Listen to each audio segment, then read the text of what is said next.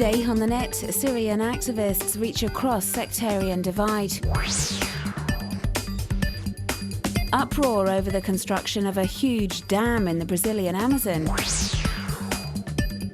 And a site hosting all the presidential campaign commercials from 1952 to today.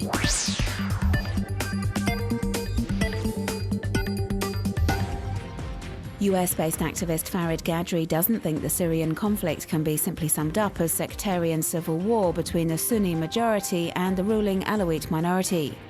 With the opposition movement against the Damascus regime aggravating religious tensions across the country, rebels are now calling for Syria's different ethnic communities to unite in the movement against the regime. The Nabt movement is a good example of this. Founded in Homs, its Facebook page now has over 8,000 members. Activists from the network organise rallies like we see here in the region of Damascus to bring together protesters from different ethnic groups, aiming to bridge the sectarian divide. Some of these rebels from religious minorities have been arrested by security forces for their involvement in the revolution, and the group of cyber activists also campaigns for their release.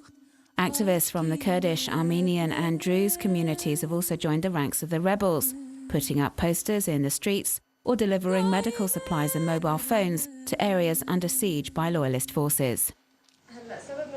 In this online video, a young woman who introduces herself as Alawite talks about her recent visit to Latakia in western Syria. She went there to support the rebels and tries to explain to members of her community that they have nothing to fear and that she believes the opposition movement is fighting a tyrannical regime.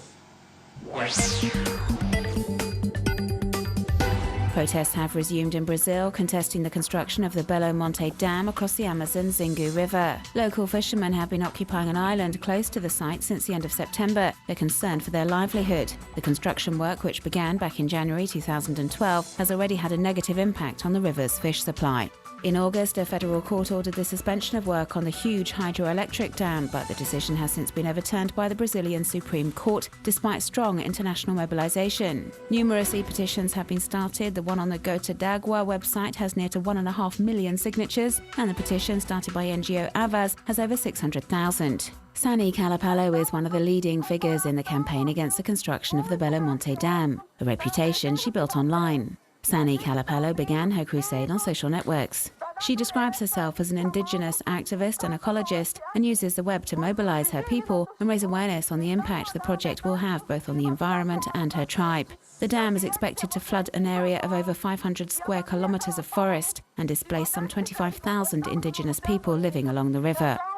Sani Calapalo hopes others will follow her example.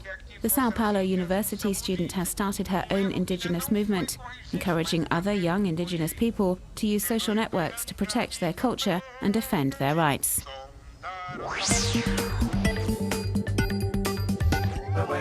On livingroomcandidate.org, you can look back over all the presidential campaign commercials from 1952 to today. Immerse yourself in past campaigns and see, amongst other things, how the White House hopefuls' strategies and messages have changed over the years.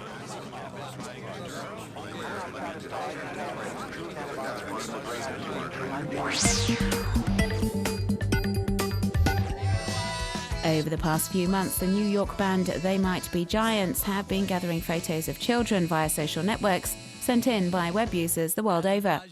The pics were then used to produce the video for their song Alphabet of Nations, a project run in partnership with the Global Fund for Children, an NGO that helps disadvantaged children across the globe.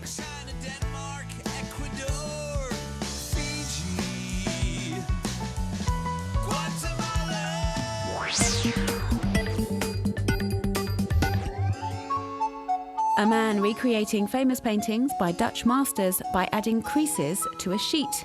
Vermeer's Girl with a Pearl Earring or Van Gogh's Self-Portrait, a short-lived work of art erased by an iron. An artistic performance? Well, no, this is actually a viral campaign for a Dutch home appliance manufacturer to advertise its latest iron, which can apparently get rid of the tiniest of creases.